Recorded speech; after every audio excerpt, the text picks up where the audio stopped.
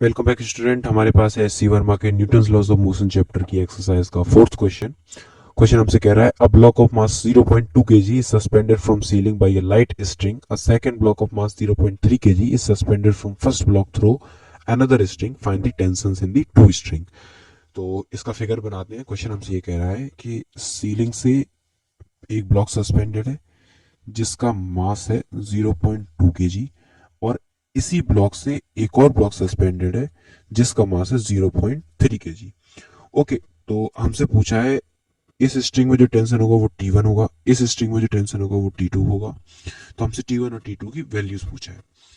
तो सबसे पहले हम इसका एबीडी बनाए तो हमें ये समझ आ रहा है कि इस पे एक नेट फोर्स इस ब्लॉक के लिए जो एक नेट फोर्स लग रही होगी नीचे इस टेंशन का, वो जाएगा mg, यानी 0.3 इंटू 10 यानी 3 न्यूटन। तो जितना इस ब्लॉक पर ग्रेविटी का काम है, जो फोर्स है वही इसका टेंशन हो जाएगा। ओके, तो इस ब्लॉक के लिए तो टेंशन आ जाएगा T1 इक्वल टू 3 न्यूटन।